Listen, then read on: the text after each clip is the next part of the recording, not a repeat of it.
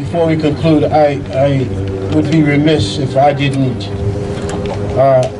say and reinforce what it is that Jim has already stated very vocally. This is a letter from the Southern Poverty Law Center. Some will try and not recognize the facts regarding this phenomenon and this growing. It's really not a phenomenon, it's something that has been growing.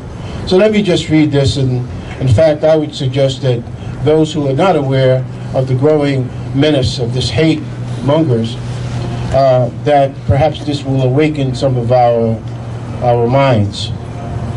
And this is a letter directed directly to me from Steve Richard Cohen from the Southern Poverty Law Center. Dear Imam Farid, as you read in this special issue of this intelligence report, we've just documented a 4th straight year of groups in hate groups. And it's no coincidence that this rise corresponds directly to the campaign and presidency of Donald Trump. As we've previously reported, the radical right has been greatly energized by Trump and his xenophobic rhetoric. One neo-Nazi leader, in fact, called him our glorious leader. In our new report, we pinpoint the location of 1,020 hate groups currently operating across the United States. It's a record number, and 30% increase over the last year. At the same time, there's been a surge in racist and anti-Semitic violence. And believe me, just recently in Pittsburgh, our Jewish community was attacked, and there was a Christian church in South Carolina that was attacked by the same forces, by the same evil forces. We cannot deny it. It's there. It's a fact. Just before last November's election, a white supremacist massacred 11 Jews in Pittsburgh synagogue.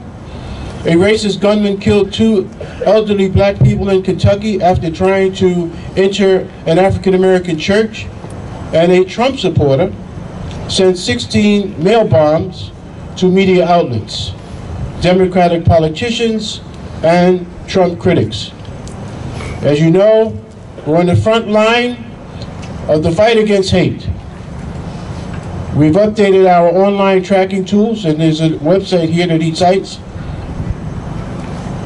And we're working with the Silicon Valley to block internet services that help these hate groups raise money and indoctrinate young people.